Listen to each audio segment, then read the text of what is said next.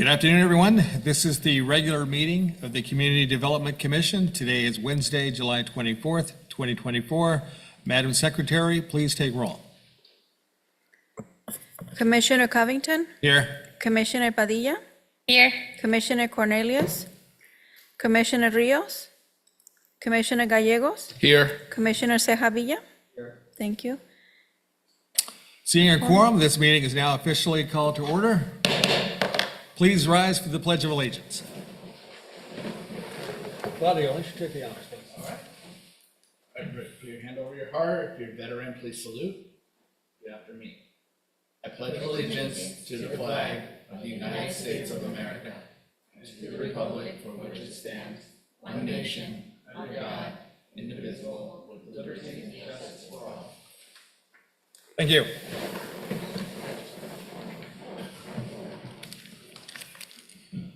Public comments. At this time, members of the public may address the Community Development Commission regarding any non-agenda items within the subject matter jurisdiction of the committee. No action may be taken on non-agenda items unless authorized by law. Do we have any public comments, Bianca? No. No. Okay. We're going to move on then to the consent calendar. This is the time for the commission to consider matters under consent calendar items number 1 and 2. Do I have a motion to consider items 1 and 2? Let's move it. All right. Do we have a second? Second. All those in favor say aye. Aye. Matter approved by unanimous consent.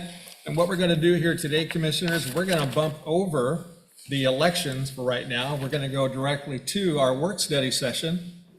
And I believe we have the city attorney here. Welcome. Good afternoon, commissioners. Thank you for having me, and thank you for moving your calendar. It's my daughter's birthday, so trying to get to her dinner. So I'm going to talk about today, while they pull up the slides, the powers, duties, and responsibilities of the Community Development Commission. And forgive me, let me introduce myself. My name is Andrea Garcia Miller. I'm one of the assistant city attorneys in the city attorney's office. I apologize in advance. This slideshow is substantially similar to last year. So if you were here last year, it's a good refresher. I'll say that. So let's get started.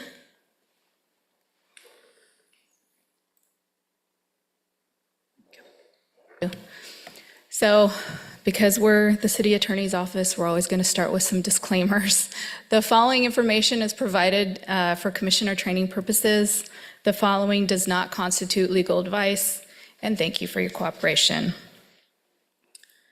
So training goals. Hopefully I'm able to meet these goals with this presentation. I'm going to highlight the authority and duties of the CDC. I hope you don't mind if I use acronyms.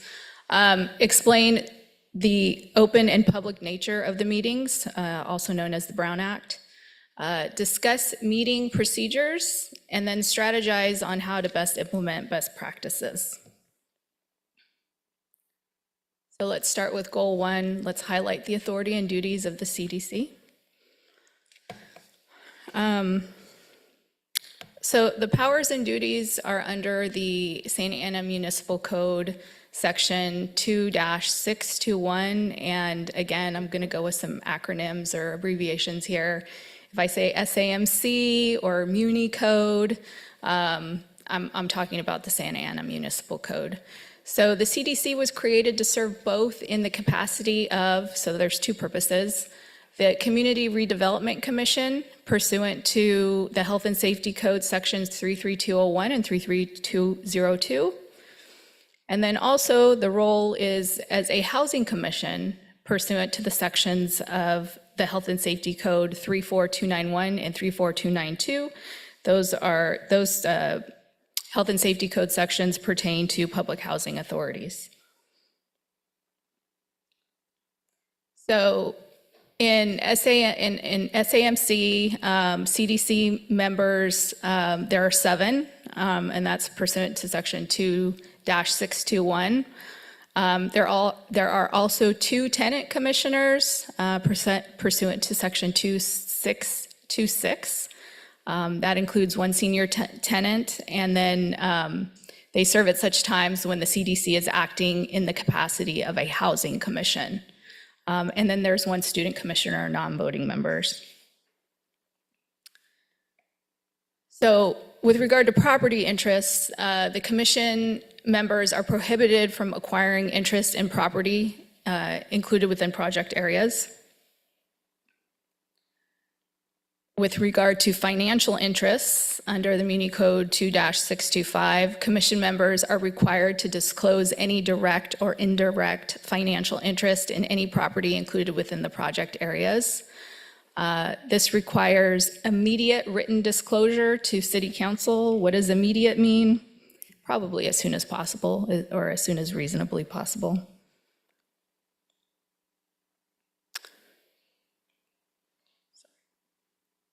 So as you're probably aware, there are bylaws for the CDC, and those are organized in 4 articles. The first article talks about the commission. The second article talks about elections. The third article talks about meetings, and the fourth article talks about the conduct of public hearings.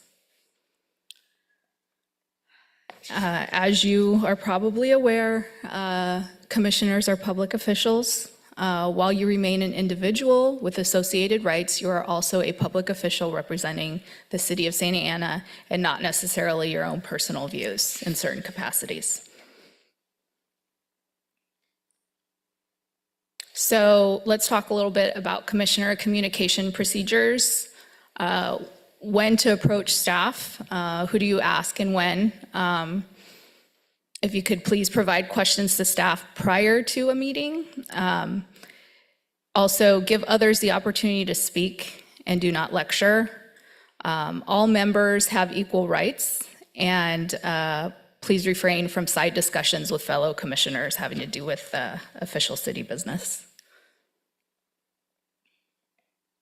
Relationships with staff.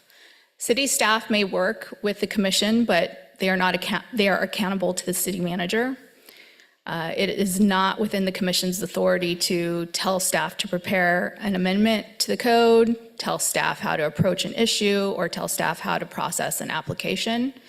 The above recommendation should be shared with the council member who appointed you, or the commission can make a recommendation to city council as a collective board. Relationship with council. The commission acts in an advisory role, as I'm sure you're aware. Advisory means that the commission makes recommendations to city council. City council has the final say. The commission may recommend policy, but it's the city council that enacts city policy. Social media, this is a fun one. The city of Santa Ana has prime interest and expectation in deciding what is spoken on behalf of the city on social media sites. You are personally responsible for the content you publish on Facebook, Twitter, Instagram, or any other form of social media.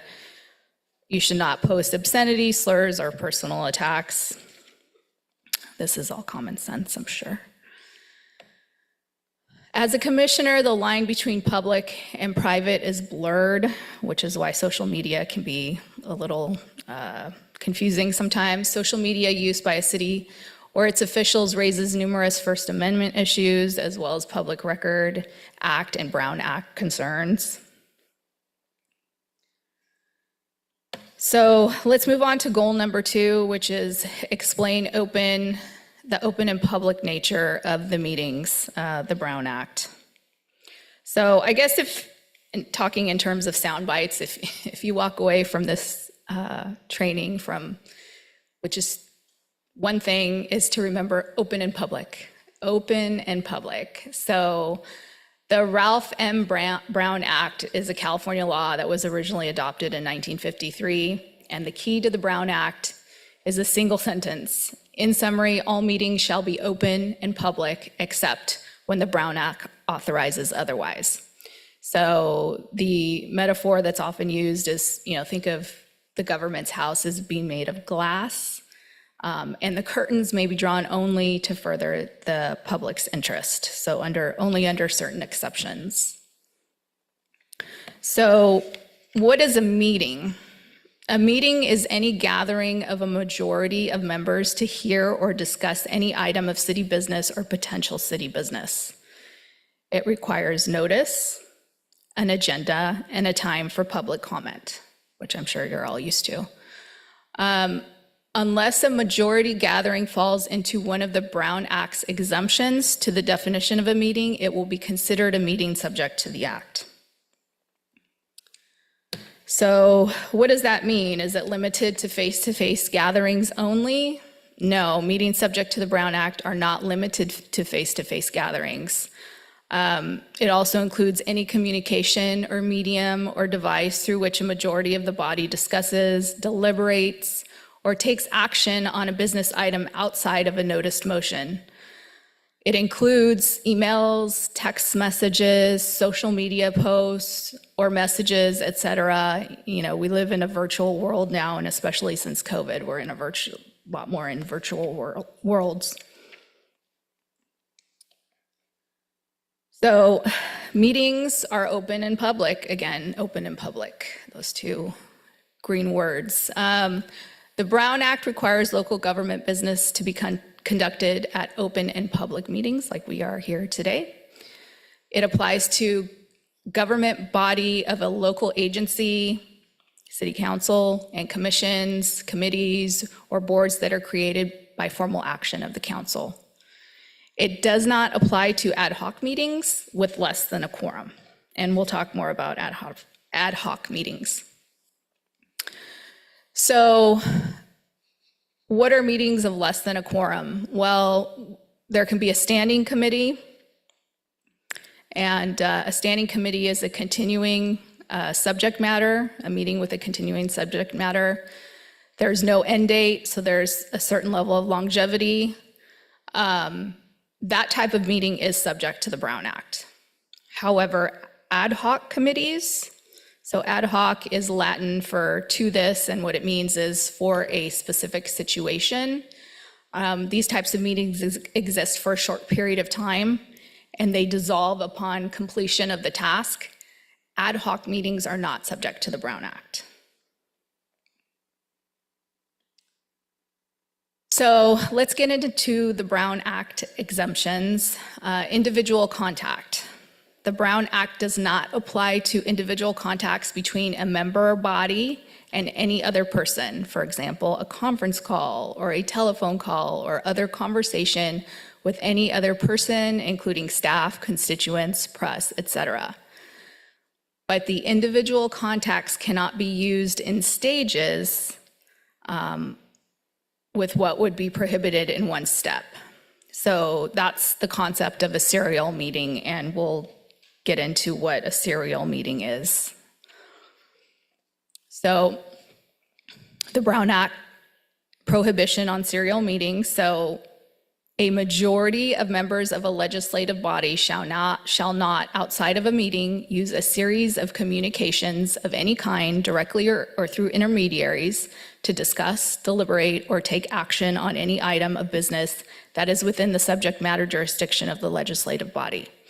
So the members cannot develop a collective concurrence through other people or through different modes of communication. So what is the problem with serial meetings? They deprive the public of an opportunity to observe and participate in decision-making. Again, this open and public notion, meetings are supposed to be open and public.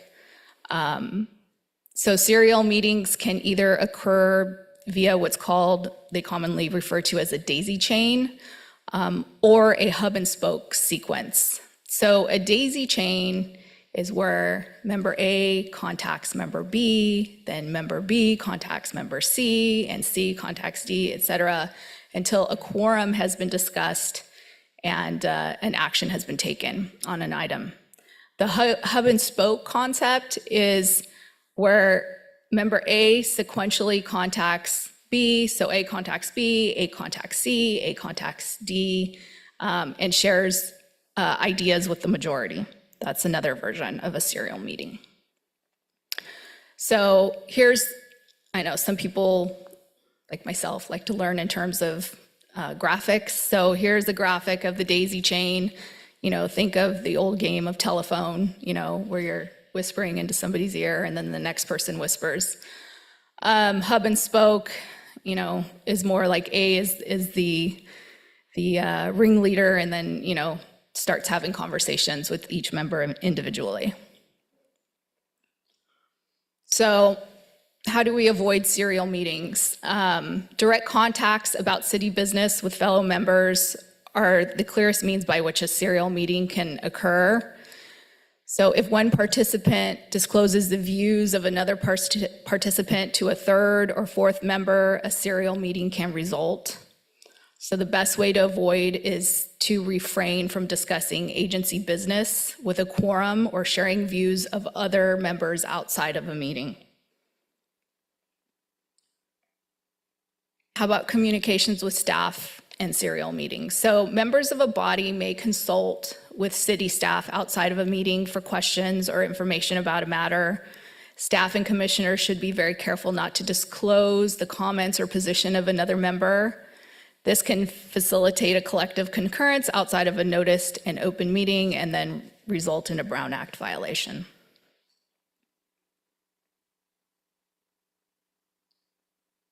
So let's talk about other Brown Act exceptions. Seminars and conferences open to the public and of general interest, that's an exception to the Brown Act. Community meetings that are open and publicized, there might be a quorum of members there. Meetings of other legislative bodies, for example, at our city council meetings, maybe a member of the CDC, a quorum of the CDC might be there. Social or ceremonial occasions, maybe a groundbreaking ceremony. But the caveat is if a majority are present at any of these, you cannot discuss any items of city business or else a meeting results, and it could be a potential Brown Act violation. So let's go on to goal number 3, and let's talk about meeting procedures, which you're probably familiar with. So who is the chairperson? The chairperson, or also known as the chair, is elected by the commission. The chairperson shall have the responsibility for informing the city council of commission actions or inactions and the reasons therefore, and that's in the Muni Code at 2-328. So what's the basic format for discussing agenda items? First, the chair announces an agenda item and clearly states the subject. Second, the chair invites presentation of the staff report on the item, including any recommendation. Third, the chair asks the commissioners if they have a question on an item for clarification. Then fourth, the chair invites the public comment on the item if it is on the agenda and being heard as a public hearing. All public comment on respective item is heard at this time, and then the public hearing is closed by the chair. If the matter is not on the agenda as a public hearing, any member of the public can speak about the item in general in public comment preceding the business agenda. Public comment may be limited to 3 minutes for each speaker, and at the end of the public comments, the chair should announce that the public input has been concluded. So fifth, the chair would then invite a motion on the item and announces the name of the commissioner making the motion. Sixth, the chair would invite a second to the motion and announces the name of the commissioner who seconds.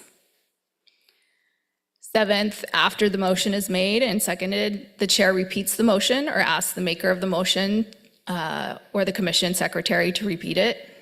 Eighth, the chair invites the discussion of the motion. If lengthy discussion occurs, the chair should repeat the motion and make sure everyone understands.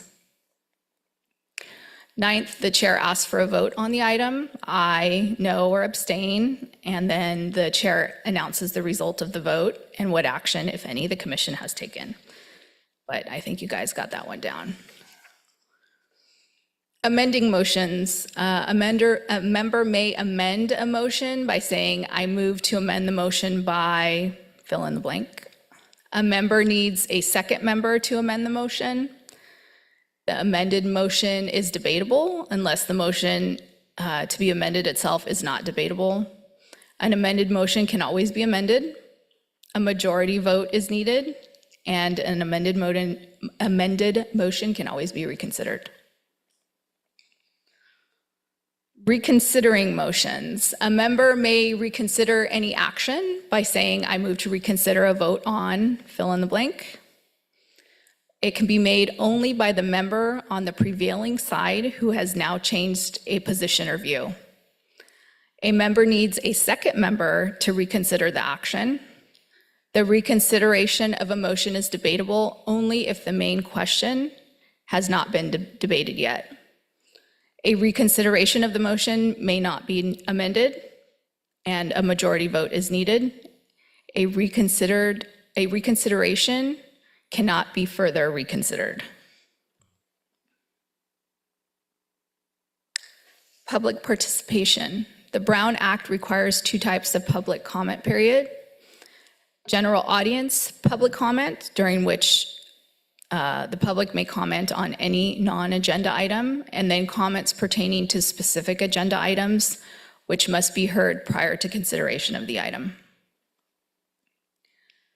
Discussion of non-agenda items, there are limited exceptions. Members may briefly respond to the public comments or questions and provide a referral to staff or other resources. Members may ask questions for clarification. Members may report on their own activities, and members may request a staff report back on a matter or issue. So goal 4, let's talk about a couple of strategies on how to implement best practices. I think these are all kind of common sense tips, but may be forgotten in the heat of a moment. Courtesy and decorum, one person has the floor at a time. The chair first recognizes each speaker. Discussion focuses on agenda items and not personalities. Chair has the right to cut off discussion. That is too personal, or too loud, or too rude. Maintaining civility in meetings. Again, these are just kind of common sense things. Do not attack or question the motives of other members. Limit misunderstandings. Get the facts. Use a fair process. Listen with an open mind and focus on discussion on the agenda item.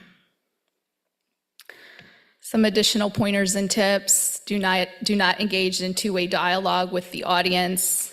Prepare in advance of the meeting by reviewing the agenda and staff reports. If you have a specific question or concern, contact staff in advance of the meeting so they can prepare to address them at the meeting and provide clarification.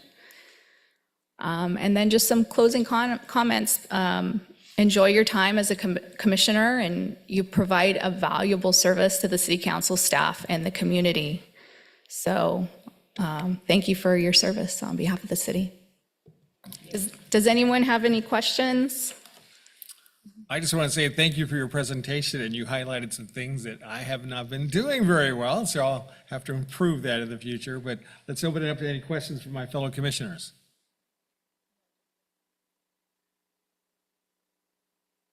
Thank you. All right. Informative. Thank you. Enjoy your birthday party. Thank you very much. All right. All right, with that, commissioners, I should have told you guys this. I skipped this part of the script that Bianca always provides, that obviously with the work study session, there is no motion or action taken on this item. And with that, we're going to move back to the election. Okay, that was actually item number 3 here on the business calendar, the election of chair and vice chair for the Community Development Commission for the fiscal year 2024-2025. We will proceed now with nominations for chairperson. Are there any nominations? And Judson and Bianca, is it okay if I jump in with my recommendation? Yes, of course. Okay, I didn't know I should open it up to the commissioners, but this gives me a great pride to nominate Commissioner Ana Padilla. She is someone that I've come to learn to love for her heart for the city, for what she gives to the community, for what she does in the downtown business area, for her involvement in the best interest of the city. And I could not pick a better person to be the next chair than Ana Padilla. Second. That was easy. That was easy. But I have to open it up to see if there's any other nominations, though. No. Okay. Then I motion that Commissioner Ana Laura Padilla be named the next chairperson effective August 1st, 2024. You've already got a second here from Commissioner Gallegos. All those in favor say aye. Aye. Matter approved by unanimous consent. With that, congratulations.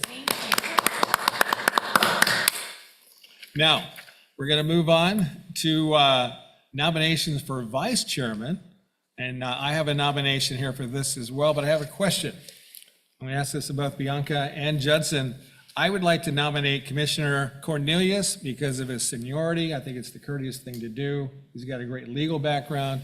He is not here to accept that nomination. So how do we proceed properly? Yeah, I think I was laughing because I don't think Commissioner Padilla actually officially accepted the nomination for the chair. I took the positive assumption because I talked to her earlier. That's right. But I think with Commissioner Cornelius, he should properly accept that nomination in a meeting. So what I'd recommend you to do as chair is to table the election for the vice chair if you have majority support on that. Very good, but I need to open it up though to see if there's any other secondary nominations for vice chair. Well, I do want to nominate Claudio Gallegos because he's here. But I don't know, how do you want to proceed with Cornelius? I'm fine with. Well, I know It's that, already 5:05. I don't know if he's going to. yeah, I know that Daniel would like the position. He wanted it last year. Okay. So again, with his seniority that he's given to this commission, I feel he deserves it. But I do have a script here for two or more nominations. Since we have a nomination for Commissioner Cornelius and a nomination for Commissioner Gallegos, since we have more than one nominee, we will handle by vote. The recording secretary will receive the vote and report out once the votes have been tallied. Would you like to, since Commissioner Cornelius is on the way, right? He's coming from Costa Mesa. Do you want to wait a couple minutes until he arrives and then hold the vote? As long as that's agreeable by my fellow commissioners? Yeah. Yeah? Yes. Okay, Yeah, we're fine. all right. Any questions or discussion? Then I guess we'll take a brief recess. Very good.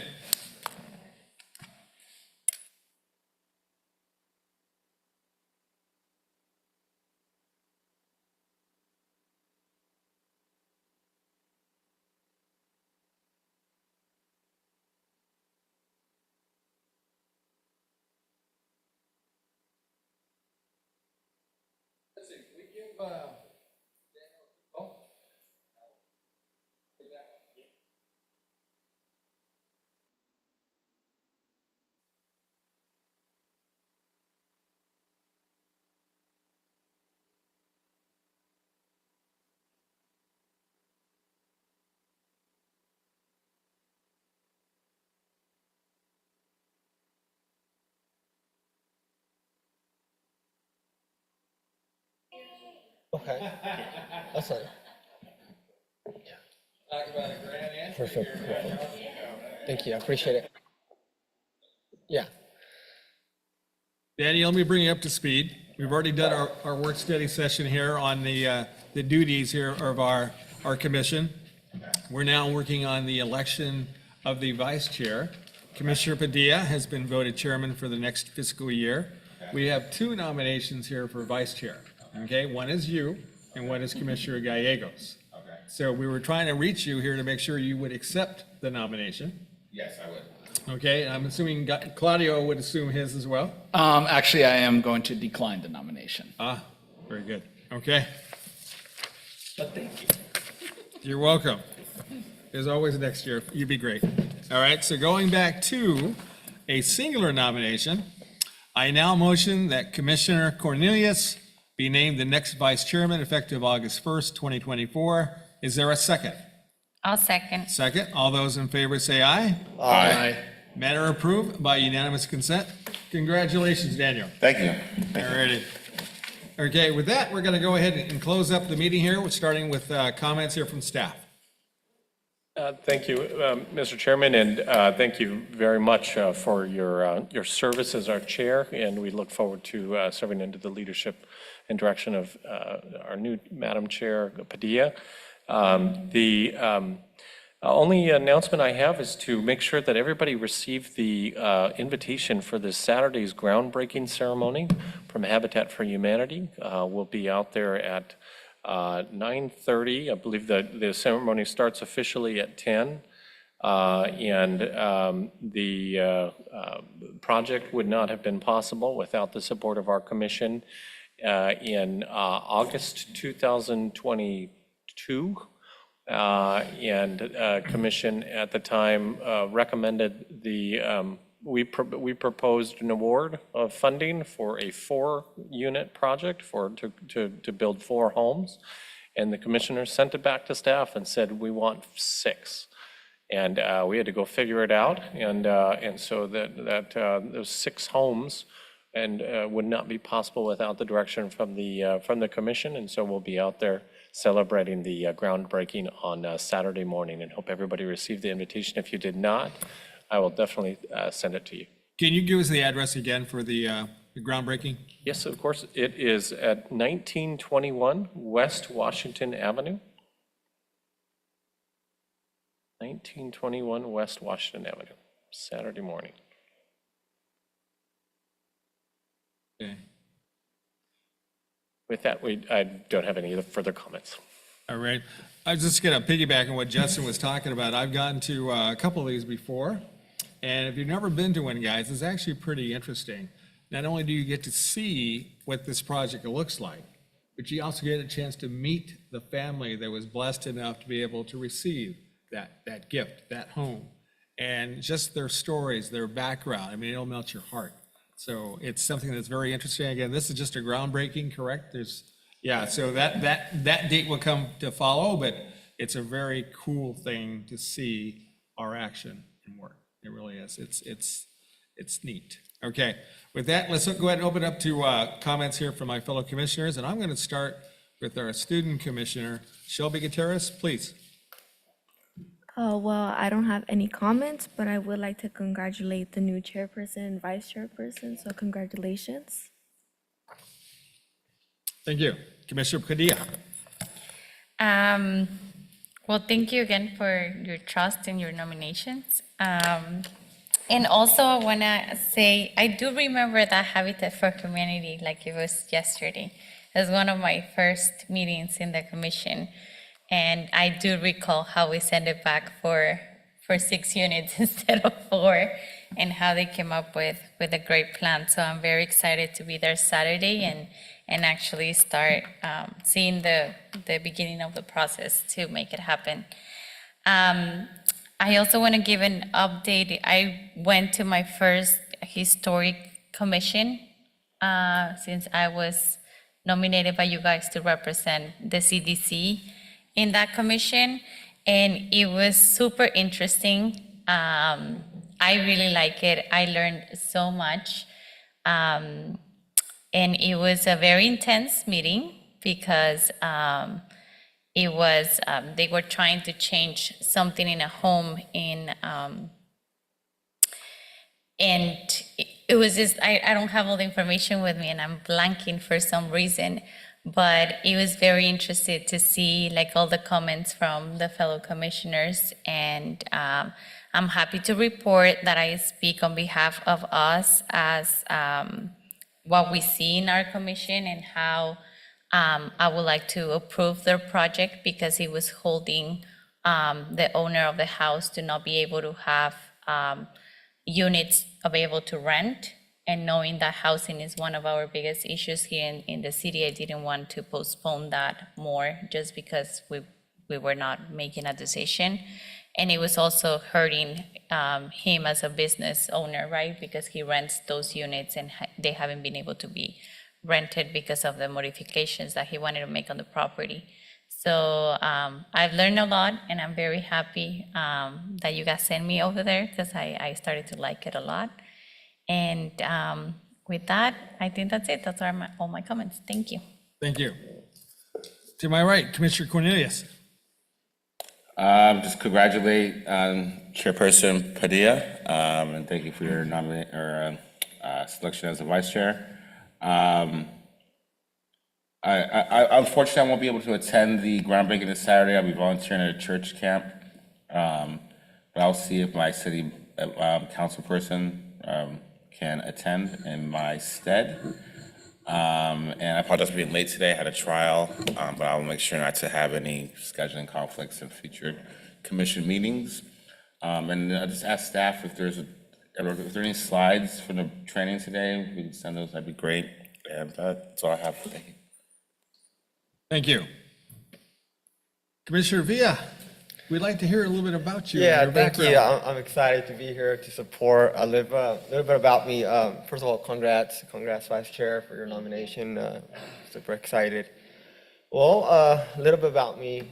I have around maybe 10, 15 years in the nonprofit world sector, homeless services, outreach, community engagement with some nonprofits in the community. Then I saw that firsthand what was going on in my community, and I was like, you know what, I'm gonna go into affordable housing development, and that's where I'm in that space right now. And went back to school, retooled my skill set, and I'm in that space right now doing affordable housing. You know, traditional tax credit. Initially, I started there, syndication, entitlement. Tenant. The complexity of just affordable housing is it's a lot of layers, as Judson knows, and it takes time, and you just have to believe in the mission. And now I'm doing more affordable ownership side, and I'm excited to pivot and see how that looks like. I have 2 kids. The baby, she's 2, and her name is Estella. And my son, Benjamin, he's 4, and he's a rascal. Refuses to sleep so overall I'm excited, and I'm really, really happy to contribute to this, and I appreciate the opportunity. Welcome. Thank you. Commissioner Gallegos. Yeah, first, welcome, Alfonso. Welcome aboard. I think, you were pointing a couple months ago at this, we finally are back, meeting. So I'm not the newest one anymore, but it's definitely it's quite the experience in a good way. So there's definitely some good projects we've done, and I think you're going to see, especially when your passion is for affordable housing. Congratulations to Ana Laura and Cornelius. So you guys are confident are going to do a great job over the next year. And that concludes my comments. Thank you. My compliments as well to Commissioner Ana Laura and Daniel. You guys will do a great job. And wanted to point out something here about Judson, that I was at not a commissioners meeting, but a city council meeting back in April.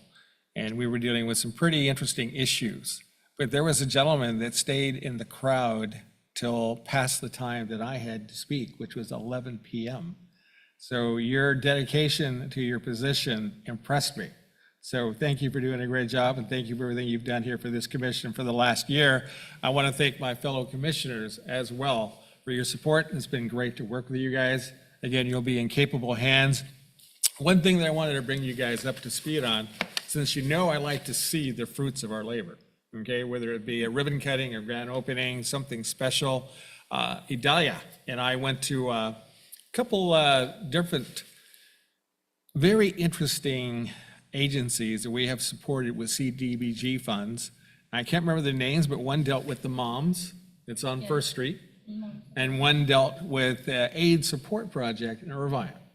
And she and I were very impressed with the quality of staff, with the degree of services, with the people that we met that received the benefit of these services. Again, eyes don't lie. You look in their eyes and you see the smiles, and you see the kids interacting with their moms, and you see the people that have AIDS that are getting assistance, and you see the support that they get.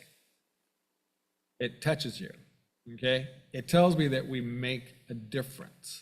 So if I can give you guys one thing to work on well into the future, is take the time to visit these places that we're supporting. Go see these projects, go see these nonprofits, see where the CDBG funds are going to work.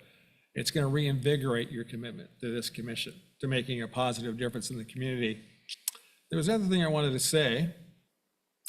They'll probably come back to me afterwards, but I did bring some goodies for you guys. Only brought 2 bags because my kid ate some of the other ones, and my wife and I. But I hope you guys like chocolate chip macadamia nuts, because they're gonna go, one's for staff here at Judson's. I'm gonna put that here. And I know that Anna Laura likes goodies, so we'll start with her. And I'm gonna ask you guys for one favor. I would love to have a couple pictures of the commission. So if you wouldn't mind, Judson, taking my camera, I'd love to get a wide one, that if you guys don't mind, just kind of coming around me there for the next couple, that'd be great. And then we'll go ahead and close the meeting. There we go. And you can adjust it any way you want, if you want to go this way or that way, whatever you think is best. I guess I'll get the cookies out of the way. No, he's staying. Okay. Let me take this off.